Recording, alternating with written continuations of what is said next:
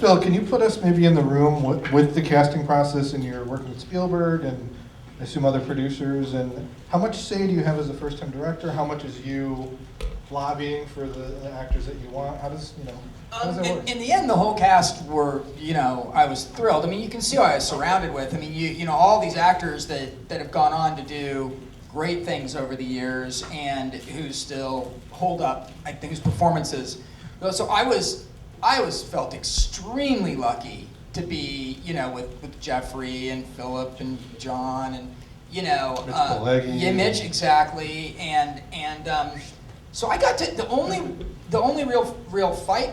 It wasn't a fight, but struggle we went through was Jerry, and who was going to be Jerry, and I mean open calls in New York and Chicago and L.A. and completely open. You could just line up and come on in and auditioning every young actor, and really what it was is Steven had made Back to the Future with Michael J. Fox, and so he really wanted to find the next Michael J. Fox, and so... And Kasey was in that movie. Yeah, exactly. So that was kind of, in the end, that's how I really liked Kasey and really wanted Kasey, and there was, a lot of nervousness about the choice.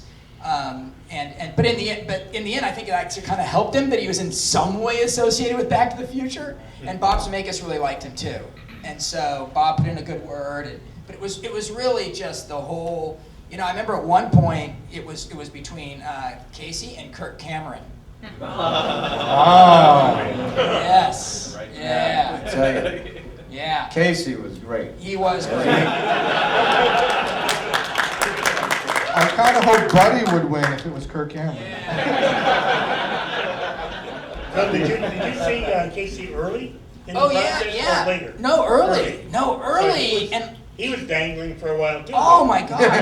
We put the poor guy through the ringer. I think he even got it worse because it was, and again, I knew pretty much right away he was my favorite. I just related to him, and I felt, I really just felt close to Jerry Mitchell and similar to Jerry Mitchell, and I just, all the things. See it. I know. It's hard to understand. And so I just loved him, and I thought he was so funny, and could do physical comedy, and he could do little comedy, and he could do, play it big or small, and I. Waking up in the math class, just his eyes are just.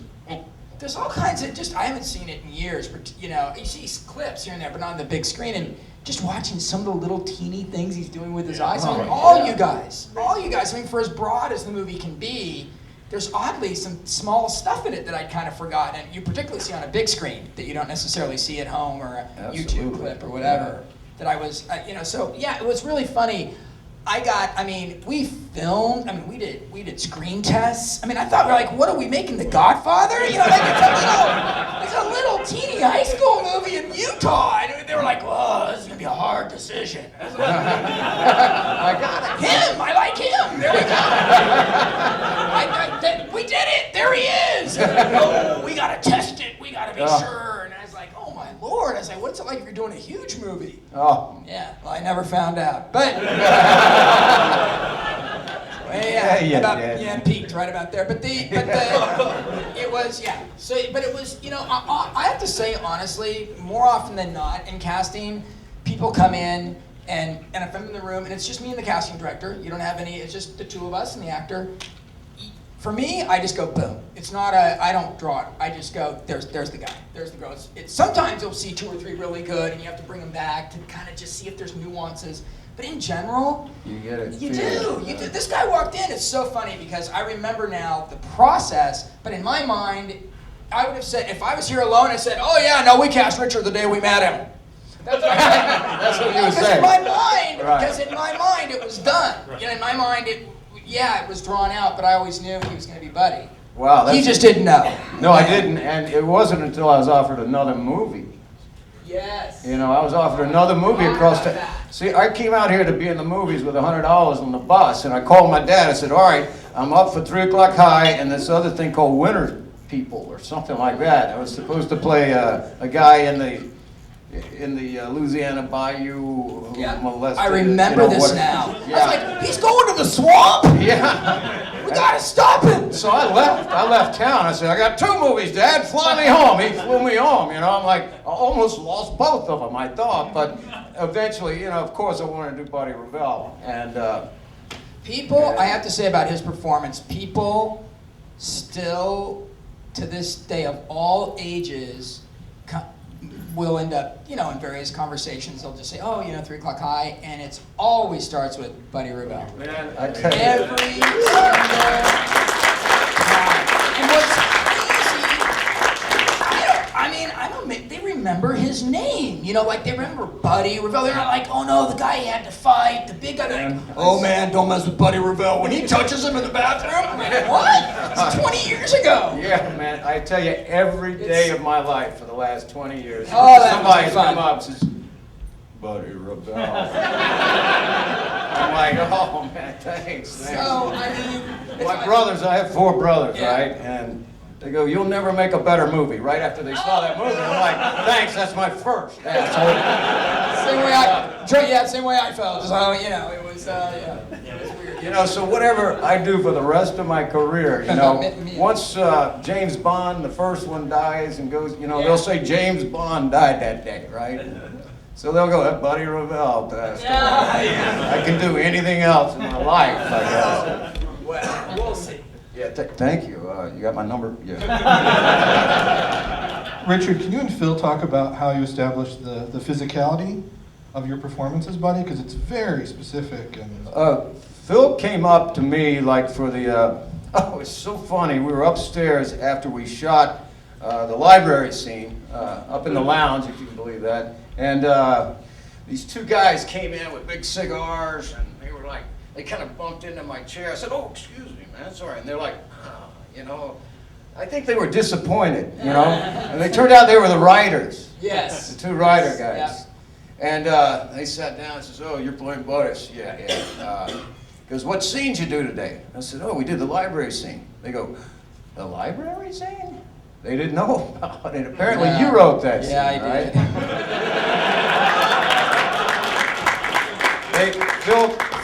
Phil comes up, he goes, what would you do, your character, whatever, what would you do if someone came and poked you in the chest like that? I said, it'd break his fucking finger. That's what I do. He says, well, how would you do that? I said, well, I don't know, like that. He goes, can you throw a right cross after that? I'm like, I think you got the right guy. Yeah. And indeed, that was one of the physicality moments, I guess, you were talking about. You know. Yeah, and also I just thought that rather him being, because Jerry's so manic and nervous and always flopping, and you know he's like the fish flopping on the deck. This guy's like an iceberg floating across. You know, it's just cool. He sits in the class. He just looks over at him. He looks back. He's never almost expressionless, and so many other actors would have been expressionless. But what's so cool about Richard does in the movie is that he's doing all that. He's doing nothing, but he's doing something. And that's really hard to do. To do nothing but do something. Seriously though, I mean, you watch, you know what I mean? It's like there's always, you're wondering if, and that's why I think because of that, when he does the math problem, you can believe it. Right. Because you see there's something going tick, tick, tick, tick, tick behind this guy's eyes. You know, all the talk of the bullies these days, you Yeah. know, it's like, I don't think Buddy was the bully, really. I think the system, the school, I mean, the environment, I mean, it shows a lot of different aspects of it. It's not just the guy in the leather jacket. You know, the leather jacket guy is usually left alone. Yeah. It wasn't Buddy's fault. well, he's system clearly that got made him that problems. way. He's Yeah. got some mental problems. Yeah, so Well, I just thought- don't touch me in the bathroom. all right? That's right.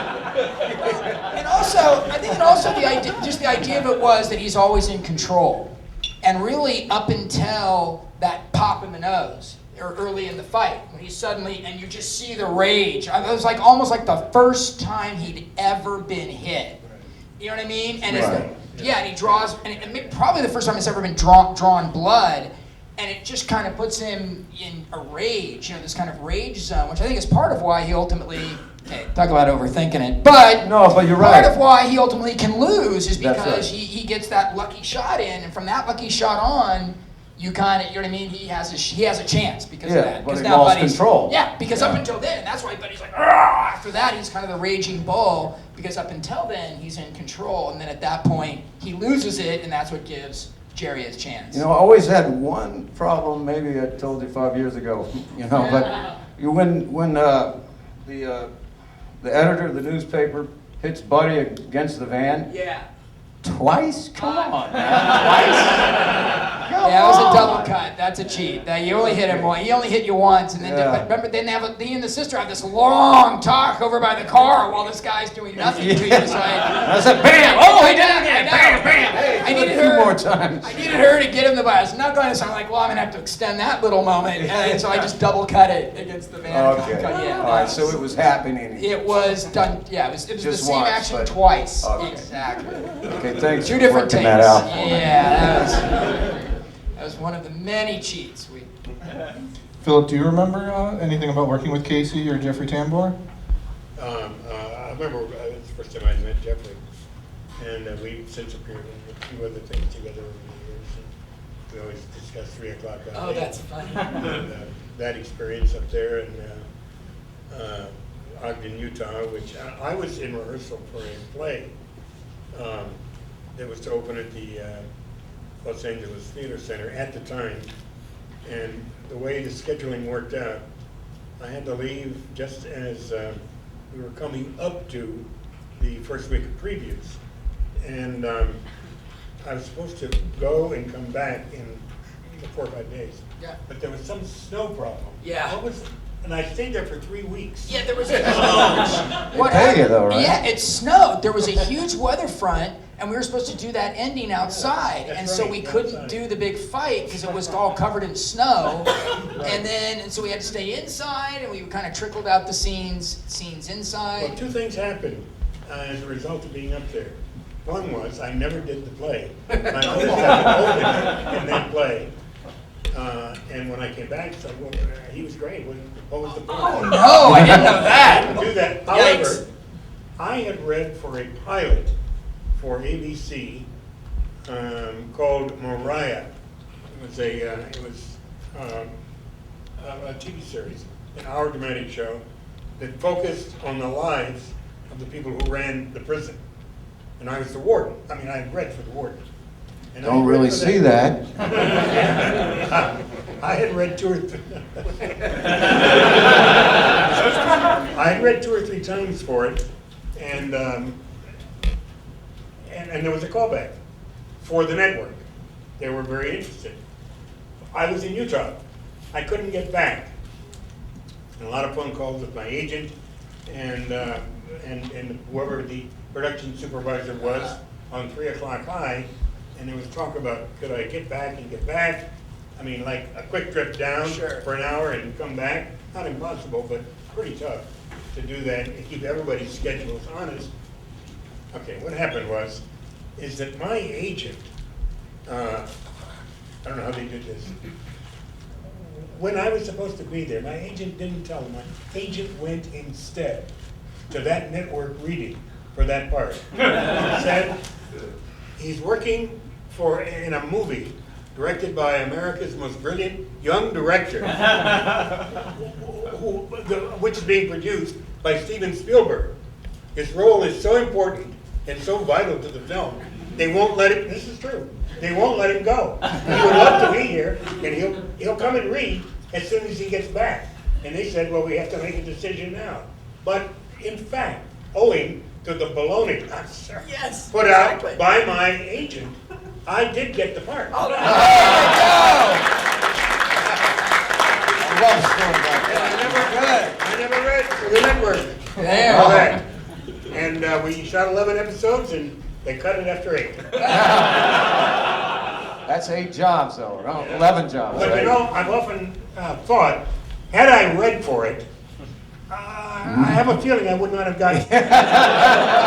There was some mystique laying there that I could not be there for the reading, and my agent went in my place and said, hey, That is a love great to be story. here, but it's too late. To Steven Spielberg. Yeah. Awesome. Yeah, I milked that cow for a while too. But don't they know that you're Philip Baker Hall? Yeah. Really? Can't even imagine. Yeah, I can remember flying back to LA, and I'd made friends with the whole crew, you know, and I was up in first class and I was running drinks back to the crew in the back, you know, just free drinks, right? I was a waiter before I was an actor, right, like everybody, but